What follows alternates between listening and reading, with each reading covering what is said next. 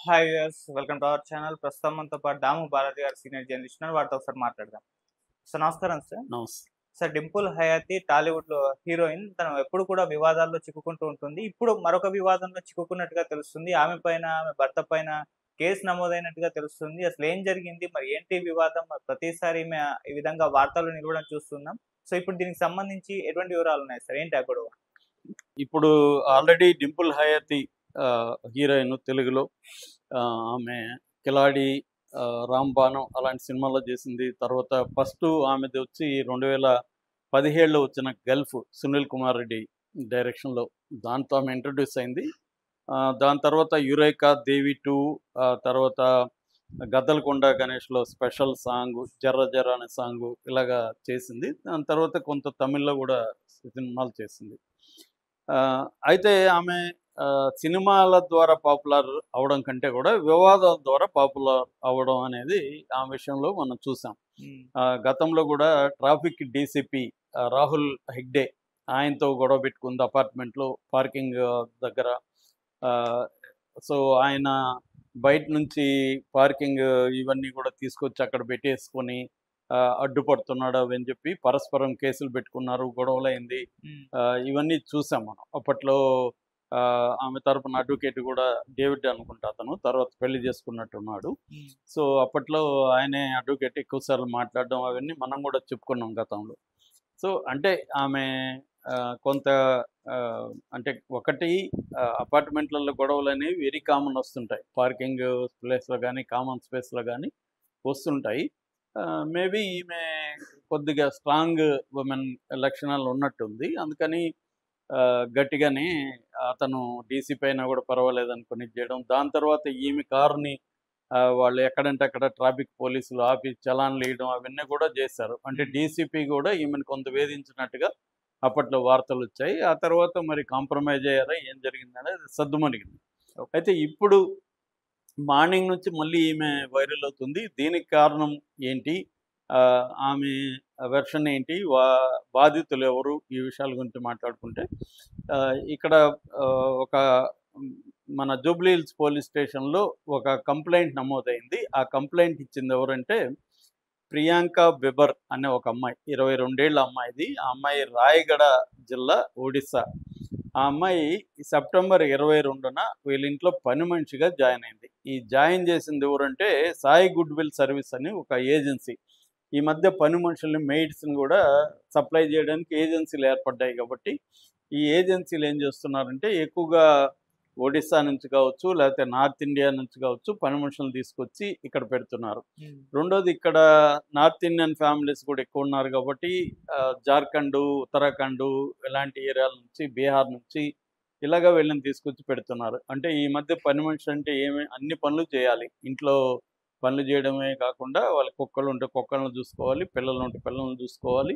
ఆహ్, వంట ఒక్కోసారి వంట అవసరమైతే వంట చేయాలి. ఇలాగా మల్టిపుల్‌గా ఇంకా వాళ్ళ ఇంట్లోనే పెట్టుకుంటారు. వాళ్ళకి ఫుడ్ అది ఇస్తారు, సాలరీ ఇస్తారు. హ్మ్. ఇలాగ జరుగుతున్నాయి.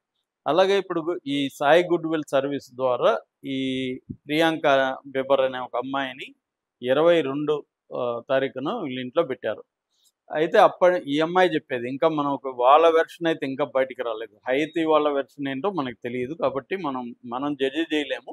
ఒక వెర్షన్ మాత్రమే మాట్లాడుకుందాం. ఓకే. సో, ప్రియాంక వెర్షన్ ఏందంటే, అంటే పోలీస్ స్టేషన్‌లో ఆమె కంప్లెయింట్‌లో ఇచ్చింది వెర్షన్ ఏందంటే, ఆమె చేరినప్పటి నుంచి కూడా వీళ్ళు సరిగ్గా ట్రీట్ చేయట్లేదు. ఇద్దరు కూడా భార్యాభర్తలు డేవిడ్ అనే అడ్వకేట్ గాని, హైతి గాని హ్మ్. ఆమెని అబ్యూజింగ్‌గా చూడడం, ఆయన బూతులు తిట్టడం ప్రతిదానికి అది చేస్తున్నారు. కుక్కల్ని క్లీన్ చేయమని అవన్నీ చేస్తున్నారు. ఆ అమ్మాయికి అలవాటు లేదు. ఫస్ట్ టైము ఆహ్, ఇవన్నీ వచ్చింది. కుక్కల్ని ఎలా ట్రీట్ చేయాలో, ఈ డాగ్స్‌ని ఇవన్నీ తెలీదు ఆమెకి. సో, వీళ్ళు దాన్ని ఆ అమ్మాయి సరిగ్గా పని చేయలేదని బూతులు తిట్టడం, ఇవన్నీ చేయడం మొదలుపెట్టారనేది ప్రియాంక వెర్షను. హ్మ్. సో, అది మొన్న ఇంకా 29వ తేదీ అది ఇంకా గొడవ ఎక్కువైపోయి ఈమెని ముఖ్యంగా వాళ్ళ హస్బెండ్ ఆహ్, నా చెప్పుల విలువ చేయదు నీ లైఫ్. నువ్వేంటి నా ఎదురుగా మాట్లాడుతున్నావు అది ఇది అని అబ్యూజ్ చేశాడని, ఆ అబ్యూజ్‌నంతా అమ్మాయి సెల్‌లో ఆహ్, షూట్ చేస్తుంది ప్రియాంక. షూట్ చేస్తుంటే దాంతో ఆ అమ్మాయి మీద దాడి చేసి ఇద్దరు కలిసి ఆ ఫోన్ తీసుకొని లాక్కున్నారు. ఈ క్రమంలో ఆ అమ్మాయి బట్టలు కూడా లాగేశారు. ఆ అమ్మాయి ఆల్మోస్ట్ న్యూడ్ అయిపోయే పరిస్థితి ఉంటే దాన్నంతా కూడా హైత్ ఈ వీడియో తీసింది. సో నన్ను అబ్యూజ్ చేయడం, నన్ను న్యూడ్గా వీడియోలు తీయడం ఇవన్నీ చేసి నన్ను బ్లాక్మెయిల్ చేయాలంటున్నారు. మా మా హస్బెండ్ అడ్వకేట్, మీరేం పీక్కోలేరు అంటున్నారు అనేది అమ్మాయి చెప్పింది. ఆ అమ్మాయి అక్కడ నుంచి అతి కష్టం మీద పారిపోయి ఈ ఏజెన్సీ దగ్గరికి వచ్చింది. ఎందుకంటే ఏజెన్సీకే చెప్పుకోవాలి కాబట్టి అమ్మాయి. ఏజెన్సీ వాళ్ళు కూడా మాట్లాడారు. మాట్లాడితే కూడా వాళ్ళు ఏజెన్సీతో కూడా రూడ్‌గానే మాట్లాడారనేది చెప్తున్నారు. సో దాంతో ఏజెన్సీ వాళ్ళు ఈ అమ్మాయిని తీసుకెళ్ళి అమ్మాయి చేత కంప్లెయింట్ ఇప్పించారు జూబ్లీహిల్స్ పోలీస్ స్టేషన్‌లో. సో ఇప్పుడు వీళ్ళ మీద కేసు అయితే ఎఫ్ఐఆర్ అయితే రిజిస్టర్ చేశారు. సెక్షన్ 74, 79, 351, 324 అంటే క్రిమినల్ ఇంటిమిడేషన్, అసాల్టు ఈ సెక్షన్ల కింద భారతీయ న్యాయ సంహిత కింద కేసు అయితే బుక్ చేశారు. ఎఫ్ఐఆర్ పెట్టారు. ఇప్పుడు ప్రాథమిక విచారణ అనేది మొదలుపెట్టారు. అంటే ఆమె వాళ్ళ వెర్షన్ ఏంటి, వాళ్ళని ఏం జరిగింది అసలు అనేది చేస్తున్నారు. సో ఈ ఇది బేసిక్‌గా జరిగింది. దీనికి ఇంకా ఆమె గాని, వాళ్ళ హస్బెండ్ గాని బయటికి రాలేదు.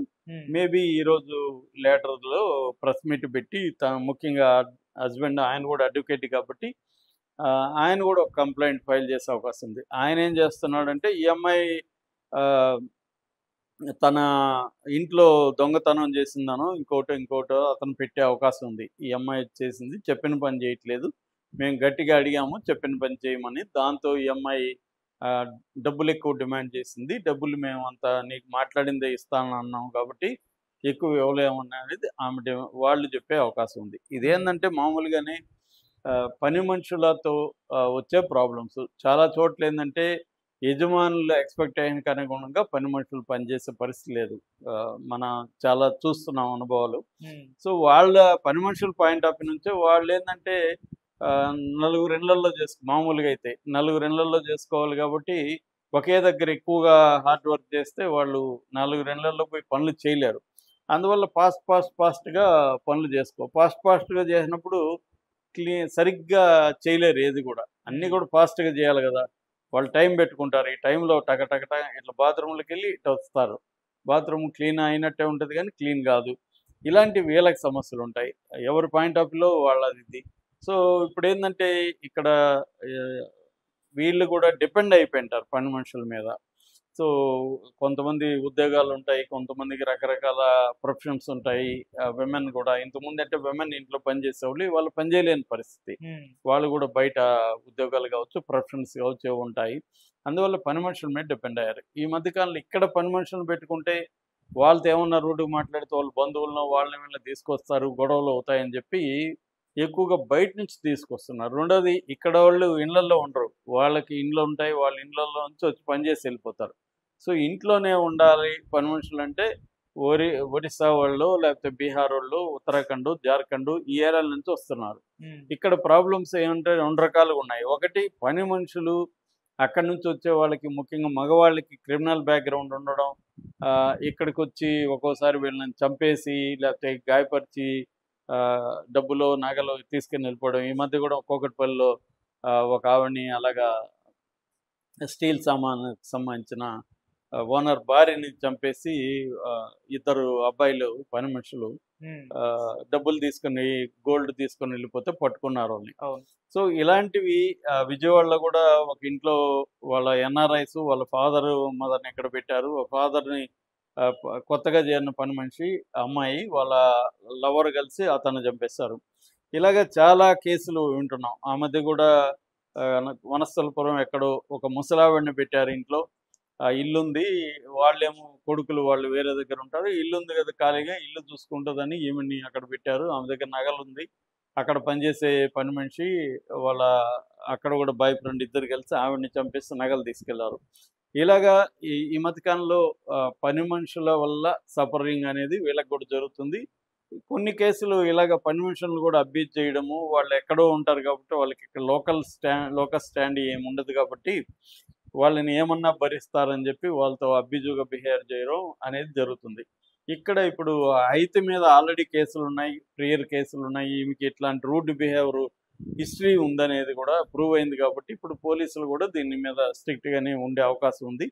కాకపోతే వీళ్ళ హస్బెండ్ కూడా అడ్వకేట్ కాబట్టి ఆమెకు ఆ కాన్ఫిడెన్స్ ఉంది. మనకి అంటే లీగల్ సిస్టమ్ ఇవన్నీ అతనికి బాగా తెలుసు కాబట్టి చేయొచ్చు. ఏదేమైనా నేను అనుకోవడం ఇది ఆమె